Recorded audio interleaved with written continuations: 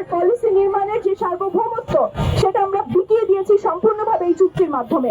আরো অনেক শত শত ক্লজ আছে যেগুলোর কোনোটাই বাংলাদেশের জন্য সুফল বা বেনিফিট বয়ে আনা তো অনেক দূরের কথা, বরং আমাদের প্রত্যেকটা সেক্টরকে হুমকির মুখে ফেলবে, আমাদের কর্মসংস্থানকে হুমকির মুখে ফেলবে এবং আমাদের কোনো শিল্প দাঁড়াতে পারবে না যদি আমরা এত এত আমেরিকান পণ্য বিনা শুল্কে বাংলাদেশের মার্কেটে আনতে। আমরা ভৎসনা জানাতে চাই, আমরা প্রতিবাদ করতে চাই যে এই ধরনের দেশ বিরোধী চুক্তি করার পরেও তারা একের পর এক মিথ্যা তথ্য দিচ্ছেন। যখন এই চুক্তি আপনারা গুগল সার্চ করলেই দেখতে পাবেন, নিজেরাই পড়তে পারবেন যে বাংলাদেশের প্রত্যেকটা সেক্টর, প্রত্যেকটা শিল্প খাত, কৃষি থেকে শুরু করে পোল্ট্রি, ডেইরি এবং ফার্মাসিউটিক্যাল শিল্প যেটা বাংলাদেশের সম্পদ, সেই সমস্ত শিল্পকে ইজারা দিয়ে দেওয়া হয়েছে। সেই সমস্ত শিল্পের ভবিষ্যৎকে মারাত্মক হুমকির মুখে ফেলে দেওয়া হয়েছে শুধুমাত্র এই একটি চুক্তির মাধ্যমে।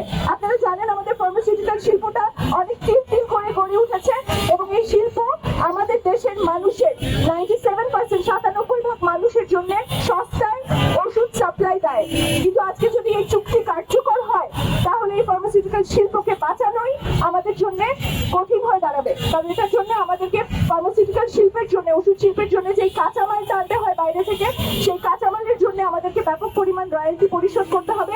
এটার মধ্যে দিয়ে ওষুধ শিল্প টিকে থাকাটা খুব ডিফিকাল্ট হয়ে দাঁড়াবে।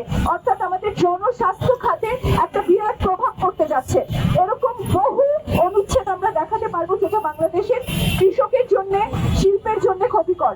এই চুক্তিতে বলা আছে যে বাংলাদেশের সরকার বাংলাদেশের কৃষককে ভর্তুকি দিতে পারবে না।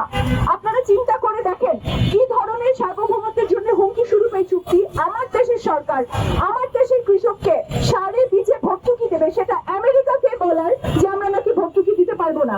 আমরা কি কলোনিয়াল রাষ্ট্র? সে কলোনিয়াল ব্যবস্থার মতো আমেরিকা আমাদের উপরে সমস্ত নিয়ম কানুন চাপিয়ে দিয়েছে এবং পররাষ্ট্রমন্ত্রী খলিলুর রহমান বলছেন যেটা নাকি খুব ভালো চুক্তি। তো আমরা আমাদের পলিসি স্পেস, আমাদের পলিসি করার, পলিসি নির্মাণের যে সার্বভৌমত্ব সেটা আমরা বিকিয়ে দিয়েছি সম্পূর্ণভাবে এই চুক্তির মাধ্যমে। আরো অনেক শত শত ক্লজ আছে যেগুলোর কোনোটাই বাংলাদেশের জন্য